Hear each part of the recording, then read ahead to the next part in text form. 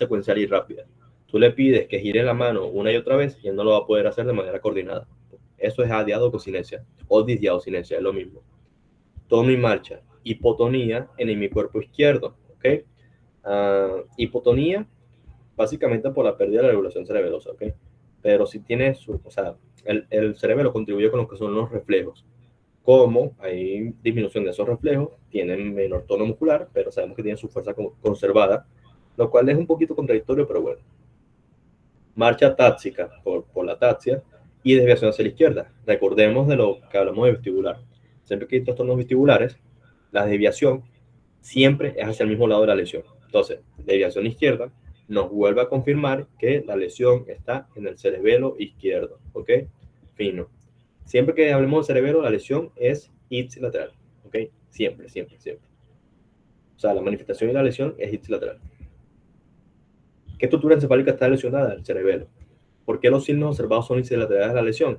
Bueno, porque el cerebelo, el núcleo dentado izquierdo, por ejemplo, va a pasar por el pedúnculo seroso superior y todo lo que pasa por ahí se decusa y va a ir hacia la corteza derecha, por ejemplo. Pero la corteza derecha va a inervar de manera motora los miembros o el hemicuerpo del lado contrario. Así que vuelve a terminar en el lado izquierdo, ¿ok? Eso es lo que pasa. Se decusa una vez por el pedúnculo seroso superior y se decusa otra vez por la decusación piramidal, ¿ok?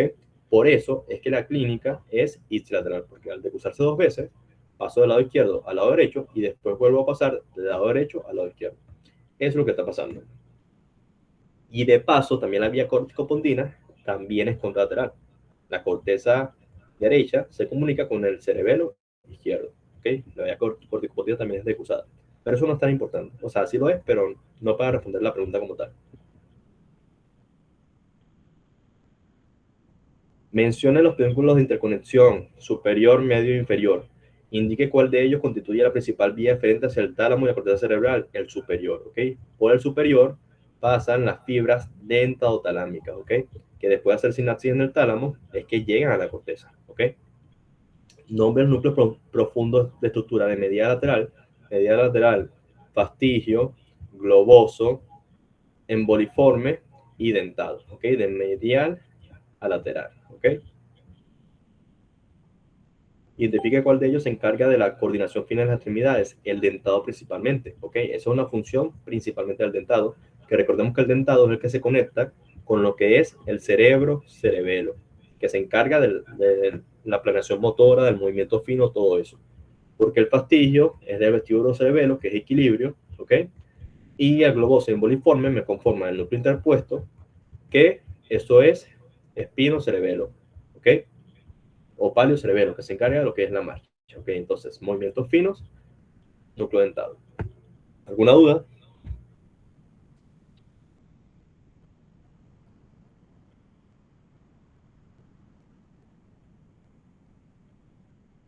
Seguimos. Paciente femenina de 50 años ingresa de urgencia por presentar súbitamente, mientras realizaba un esfuerzo físico, una cefalea intensa máxima y instalación brusca seguida de una pérdida transitoria de la conciencia y vómito. Esfuerzo físico. Eso me dice que probablemente se rompió un vaso. Eso suele pasar mucho. Cuando haces un esfuerzo físico, sube la tensión y la tensión, la elevación brusca de la tensión, es lo que hace que una pared de un vaso que no estaba preparada para adaptarse a esas subidas de tensión se rompan, ¿ok? Eso puede ser lo que está pasando por acá. Perdió la conciencia, cefalea, típico. Podríamos hablar de una hemorragia. Conciencia estupurosa, eso que está casi que dormida, literalmente está toda confundida, no responde, tiene su respuesta a los estímulos difusa, pero localiza estímulos dolorosos. No nos importa mucho. Signos meningios, rigidez de nuca francamente positiva. Esto es lo que hablamos al principio. Si tengo sangre, la sangre me produce irritación de las meninges por dos aspectos o dos factores. Un factor físico, que es porque se acumula la sangre y la acumulación de sangre hace que aumente la compresión o sí, la compresión que ejerce esa acumulación de sangre sobre las paredes, sobre la meninge directamente, y un factor químico, que la sangre es un compuesto químico irritante para las meninges, ¿ok?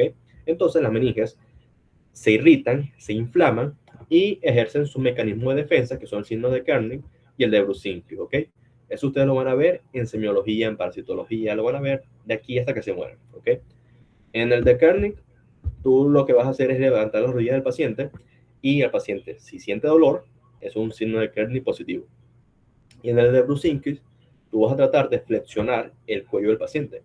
Y si cuando flexiones el cuello, el paciente de manera refleja trata de levantar las rodillas o las flexiona, es un signo de Brusinski positivo.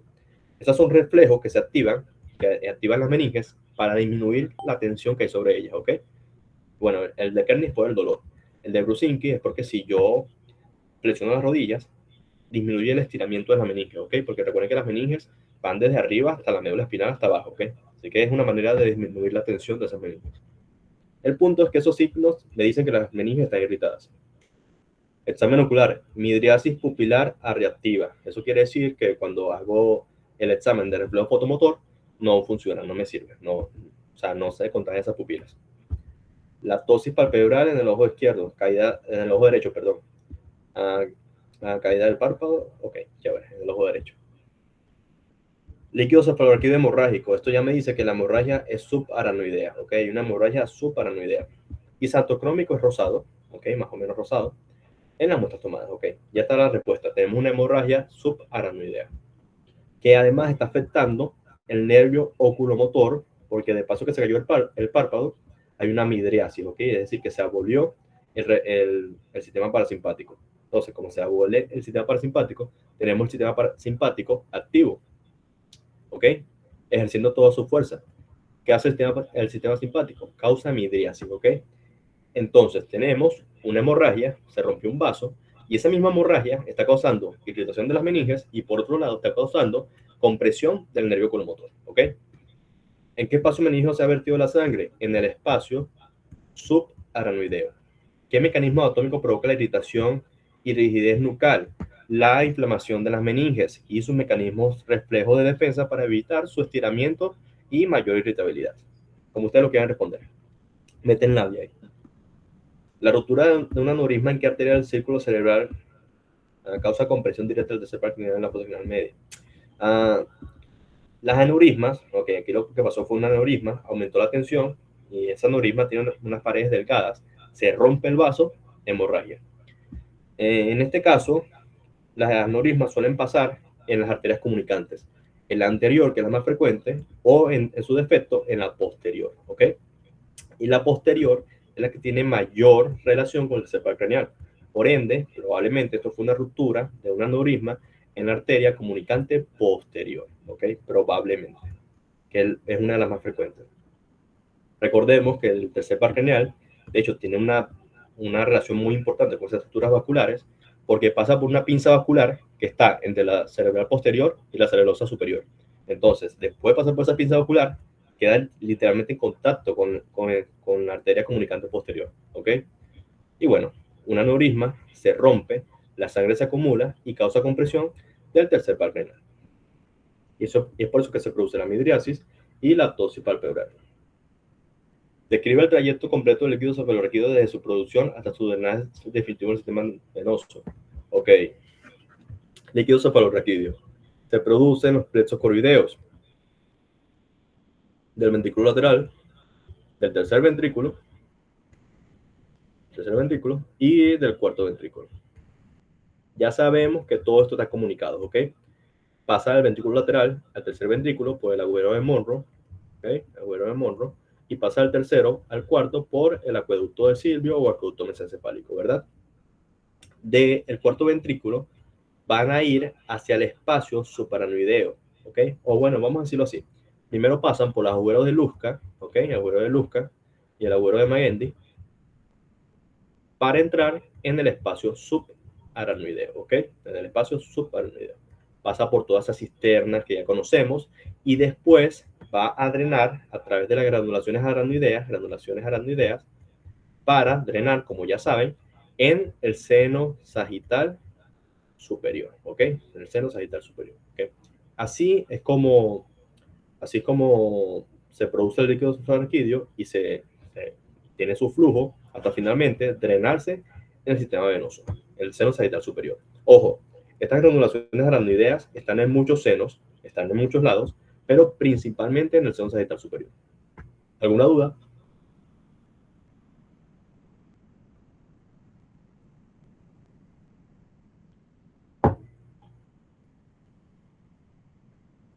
Fino.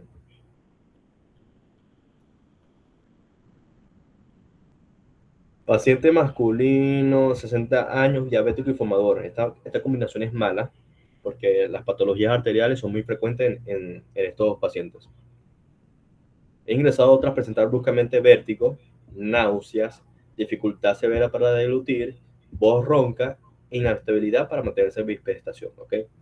Diabético y fumador, yo pienso también en un evento cerebrovascular. ¿Ok? Evento cerebrovascular. ¿Ok? Porque diabetes y el cigarrillo producen patología arterial, patología endotelial específicamente. Sensibilidad, analgesia y termoanestesia en la hemisfasis izquierda del paso y en el cuerpo derecho. Esto, con todo esto que me mencionaba acá, ya me da la respuesta. Eso es un síndrome de Wallenberg, pero vamos a seguir leyendo. Parálisis de la cuerda bucal y el del alveolo paladar izquierdo. Eso me confirma el síndrome de Wallenberg, con pérdida del reflejo nauseoso ipsilateral. Eso me reconfirma el síndrome de Wallenberg. Otros hallazgos, miosis, tosis, anhidrosis, síndrome de Horner, que también es síndrome de Wallenberg, es parte del síndrome de Wallenberg en la hemicara izquierda, así como ataxia de miembros izquierdos. Ok. Tiene un síndrome de Wallenberg en el lado izquierdo. Ok. Y este síndrome puede pasar por dos cosas, por una obstrucción o una lesión de la arteria vertebral o por una obstrucción o una oclusión de la pica. Ok. La cerebelosa posterior inferior. Ok. Fin. Eso es lo que está pasando. Las preguntas. ¿Qué arteria se encuentra ocluida en este cuadro clínico y qué territorio vulvar irriga? Vean, la respuesta es doble, arteria vertebral o pica, porque puede pasar por cualquiera de las dos. Pero yo respondería pica. ¿Por qué? Porque este síndrome también se llama síndrome de la cerebelosa posterior inferior, o sea, síndrome de la pica. O sea, que la pica es más característica de este síndrome, como tal. Probablemente el doctor me quiere preguntar por la pica, ¿ok?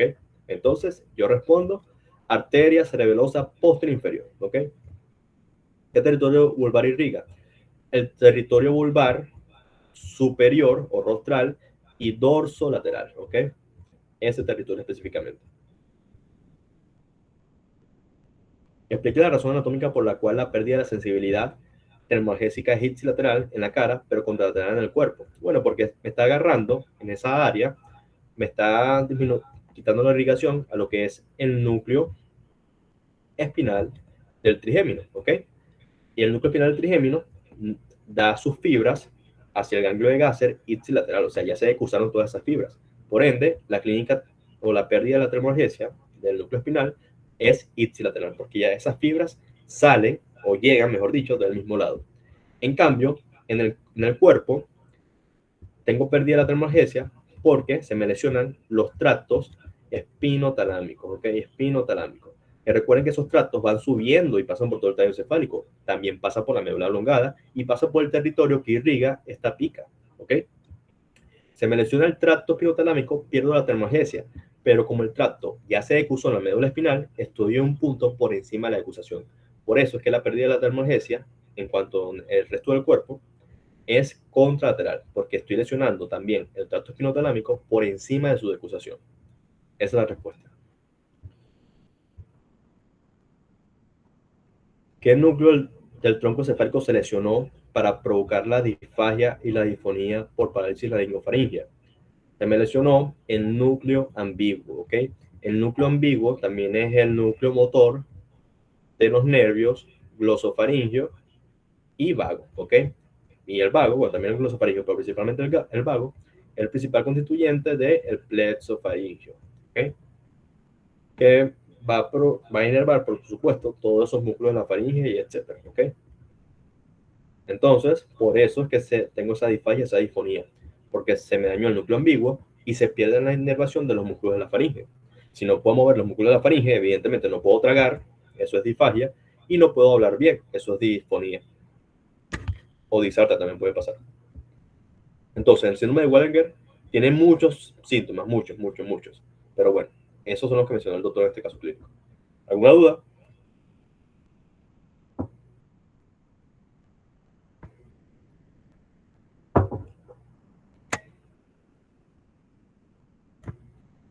Paciente de 28 años sufre un traumatismo craneoencefálico severo en un accidente de tránsito, que es un traumatismo.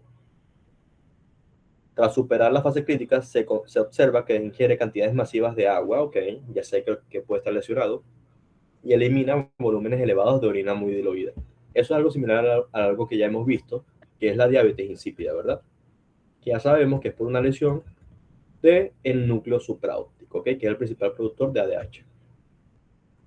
Además, fluctuaciones de la temperatura corporal, irritabilidad emocional, con episodios inmotivados de agresividad ante estímulos menores. Ok, fin, ya puedo imaginarme qué es lo que está pasando por ahí. Prueba de laboratorio, hipernatremia. Hipernatremia es elevado sodio en sangre, ¿ok? Cantidad, altas concentraciones de sodio en la sangre. Y es porque si estoy orinando mucho, disminuye la relación que hay entre el sodio y el agua. Hay menos agua, hay más sodio, aumenta la concentración de sodio. ¿Por qué? Porque la orina me está filtrando el agua, pero no me está filtrando el sodio. Y eso produce la hipernatremia. Osmolaridad plasmática elevada, lo mismo.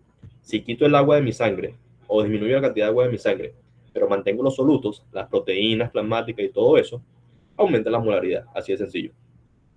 Y la osmolaridad urinaria está reducida porque si estoy orinando más, estoy filtrando más agua a la orina, evidentemente en la orina aumenta la cantidad de agua, mientras que la cantidad de solutos se mantiene igual. Eso hace que la osmolaridad o la concentración de solutos disminuya. ¿Ok?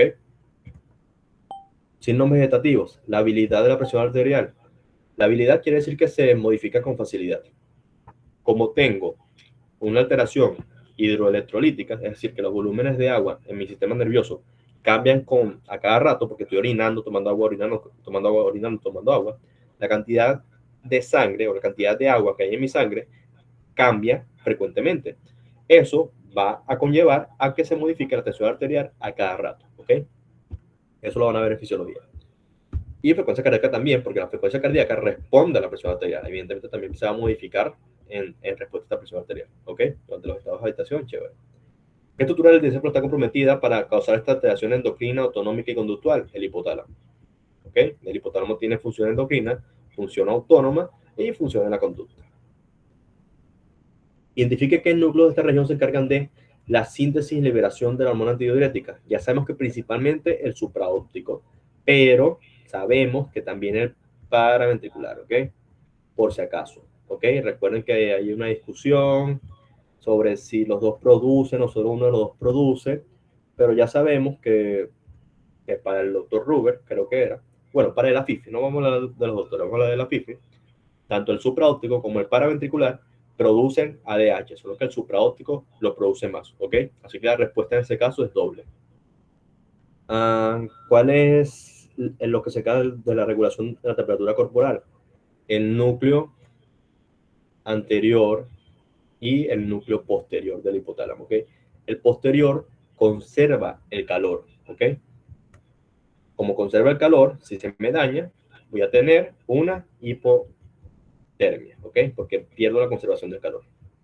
Y el anterior se encarga de disipar el calor. Si se me daña, voy a tener una hipertermia, ¿ok?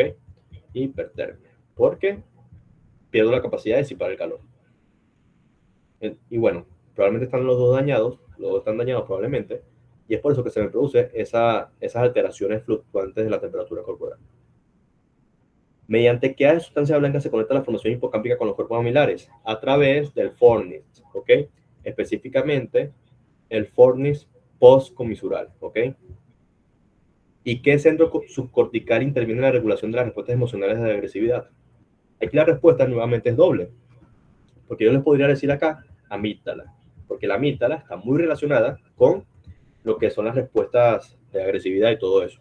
O sea, amígdala, si hablamos del sistema límbico, es una de las posibles respuestas, que tiene respuestas casi idénticas a las del hipotálamo cuando lo estimulamos, de hecho. Pero la otra posible respuesta es el hipotálamo. ¿Ok?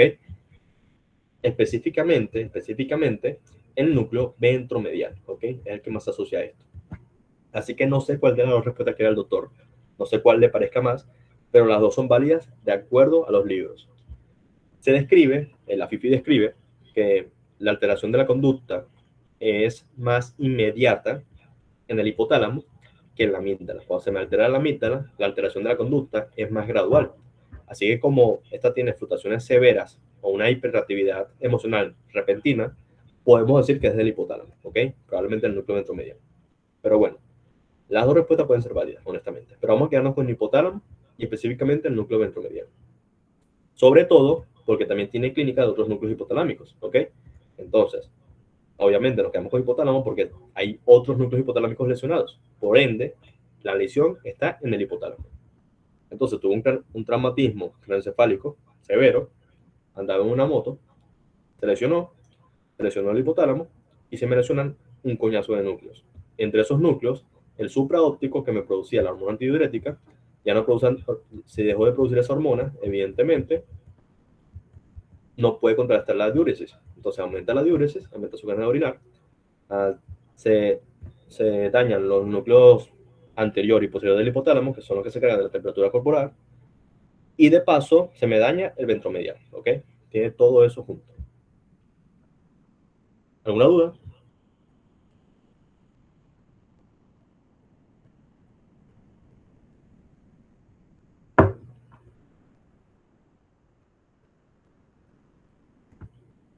Paciente masculino de 34 años es traído a la emergencia tras sufrir heridas por arma blanca en la región posterior del tórax. Ok, T8, chévere.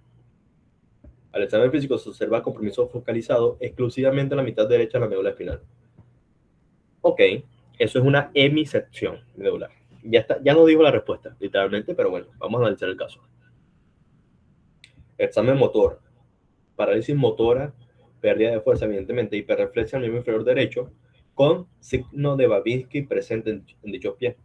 Recordemos, o bueno, no sé si ya lo habrán estudiado una vez, pero el síndrome de hemisección medular o de Brown-Séquard, o se pronuncia,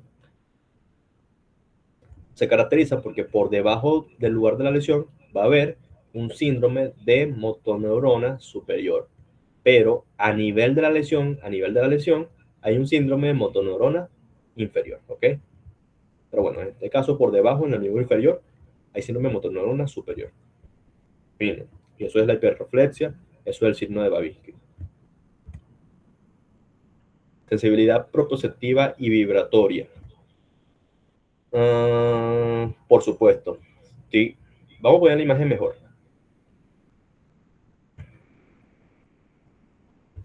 Vamos a poner acá.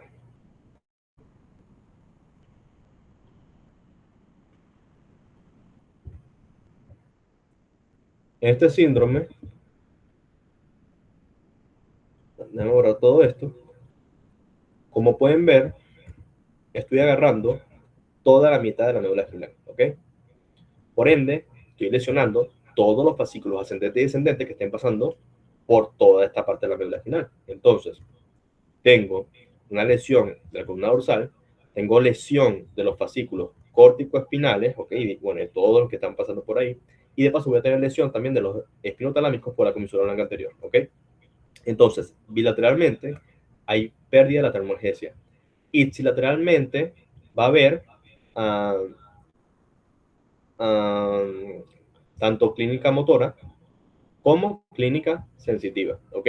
Pero sensitiva principalmente fina, ¿ok? Vibración, tacto fino, discriminativo, etcétera, propiocepción. Y motora, principalmente de motoneurona superior por debajo del lugar de la lesión, ¿ok? Entonces, la pérdida de la termalgesia es bilateral, en realidad es bilateral, pero en el lugar de la lesión, ¿ok? Al nivel de T8, por ejemplo. Pero por debajo del lugar de la lesión, o por debajo del lugar de la lesión, sí, la clínica va a ser contralateral, ¿ok? La pérdida de la termalgesia. Entonces, en resumen, en este síndrome tengo pérdida de la propiocepción y tacto fino ipsilateral. Síndrome de motoneurona superior, por debajo del lugar de la lesión, ipsilateral. Pérdida de la termalgesia, contralateral por debajo de la lesión, y a nivel de la lesión tengo pérdida de la termalgesia bilateral, ¿ok? Eso es lo que tengo en ese síndrome, y eso es lo que tengo en este caso clínico, literalmente, lo mismo. Vamos a ir para allá otra vez. Eso tiene esa imagen la tienen en la FIFI, por si acaso.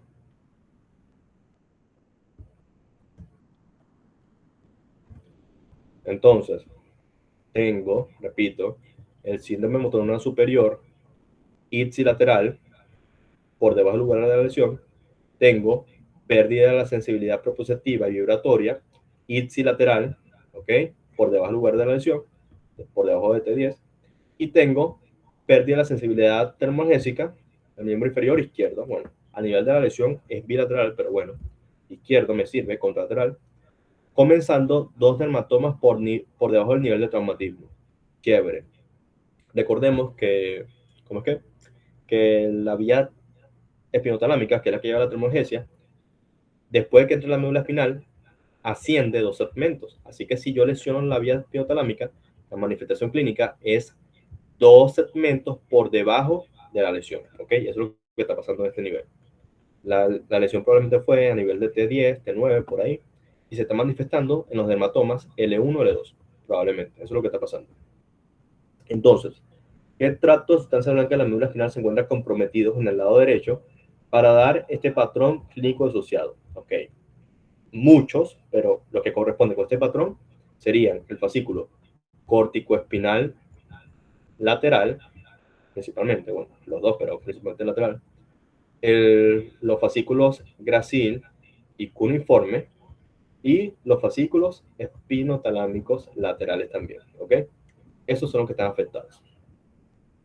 ¿Por qué la pérdida propioceptiva es ipsilateral de la lesión? Bueno, porque la vía de la columna dorsal, gracil y cuneiforme, no se han decusado. Ellos se decusan en la decusación leniscal, que es arriba del tallo encefálico, y no hemos llegado allá. Por ende, estamos por debajo del lugar de la lesión. Por ende, la manifestación clínica es ipsilateral.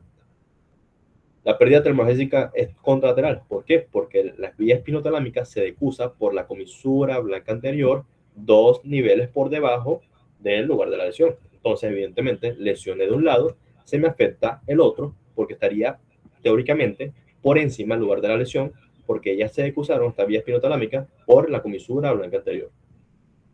Identifique la primera, segunda y tercera neurona de la vía espinotalámica lateral, indicando el nivel exacto de intercruzamiento. Bueno, eso también es una pregunta que ya se deberían saber, pero bueno, vamos a repetirla rápidamente. La primera neurona va a estar en el ganglio de la raíz dorsal. La segunda neurona va a estar en las láminas de Reset, supuestamente, desde la 1 hasta la 6. Eso es lo que dicen en clase normalmente. Después, estos axones de segundo orden son los que se decusan. Aquí está la decusación, acá. Después de la segunda neurona, ¿ok? Los axones de la segunda neurona o los axones de segundo orden son los que se decusan y después suben, se decusan en la comisura blanca anterior, por si acaso, comisura blanca anterior, y después suben hasta el tálamo, hasta el núcleo ventral posterolateral, ¿ok? Esa es su tercera neurona. Entonces tenemos primera, segunda y tercera en el tálamo, fino. Y ya saben que se decusan después de la lámina de Reset en sus axones de segundo orden por la comisura blanca anterior, o bueno, comisura gris anterior, como dice el doctor Rubén. Nivel exacto de intercruzamiento, bueno, en la comisura blanca anterior, después de hacer sinapsis en las láminas de Reset. ¿Alguna duda?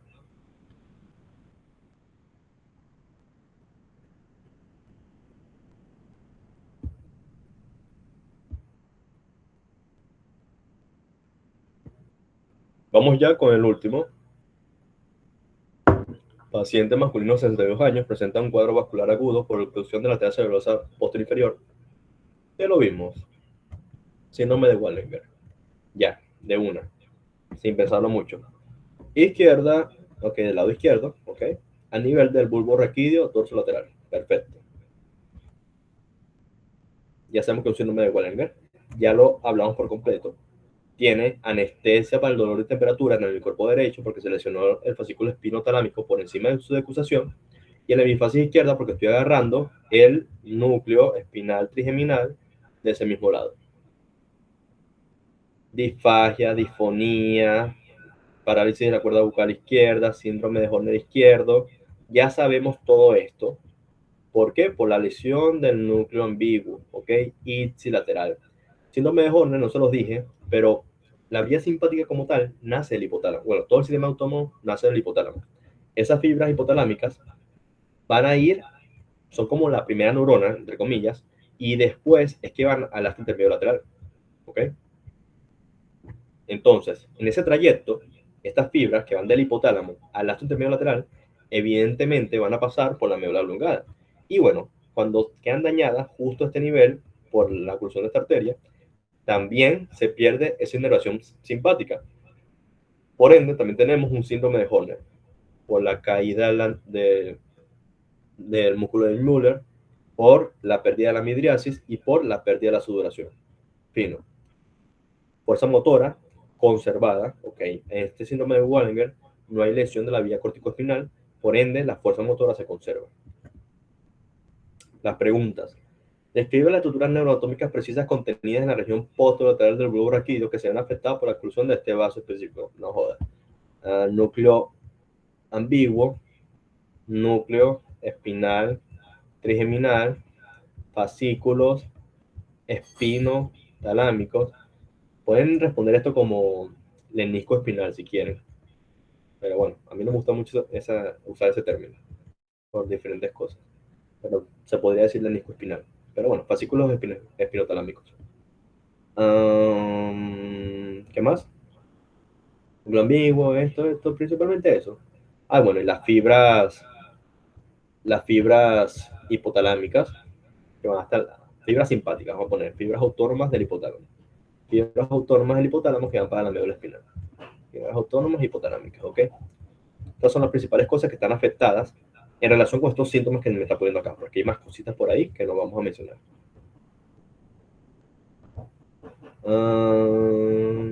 Explique por qué este síndrome preserva intacta la fuerza motora piramidal y la sensibilidad propioceptiva vibratoria del cuerpo. Bueno, porque esas informaciones, la motora va por las fibras corticoespinales, la ejecución piramidal, podremos decirlo, las pirámides específicamente, y las pirámides están hacia la base de la médula elongada, mientras que el menisco medial es el que lleva la propiocepción y la vibración del cuerpo y está en la línea media. Entonces, si dibujamos mi médula elongada, si la dibujamos, las pirámides estarían por acá, en la base.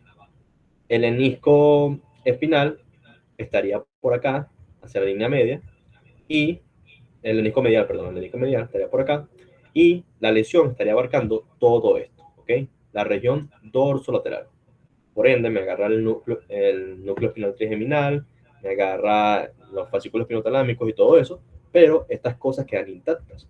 Y bueno, ¿por qué preserva intacta la fuerza motora piramidal y la sensibilidad propioceptiva vibratoria del cuerpo? Sencillamente porque el menisco medial y las pirámides están intactas porque no están en el territorio de irrigación de la arteria cerebelosa posterior inferior, la pica. Sencillamente por eso.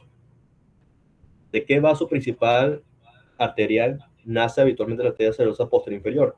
De la arteria vertebral, ¿ok? ¿Y qué porción del cerebelo irriga además del bulbo? Bueno, esta arteria cerebelosa, además del bulbo, va a irrigar también la parte inferior del cerebelo, ¿ok? Parte inferior del cerebelo. Ay, me aburro. La superficie y la parte inferior del cerebelo, ¿ok? Y también, por supuesto, el pedúnculo cerebeloso inferior, que no es parte del cerebelo como tal, pero bueno, vamos a incluirlo por acá. Básicamente eso. ¿Alguna otra duda? Ya terminamos.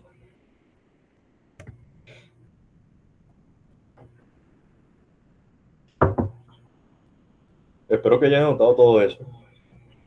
Repito, me extendí explicando cosas que no les competen a ustedes para que supieran que hay un porqué de las cosas, pero la mitad de esas cosas no las tienen que saber, ¿ok? Solo fui yo para que supieran más o menos de dónde nacen las cosas.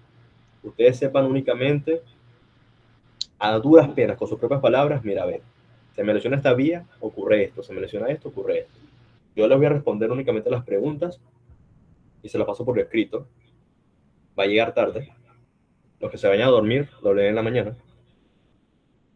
Pero ahí les mando las preguntas. De todas maneras, espero que hayan anotado todo para que todas las preguntas, para que las lean y repasen ustedes. ¿Alguna duda? No, gracias. ¿Cómo a qué hora mandas la respuesta? De ¿Ah? manera resumida.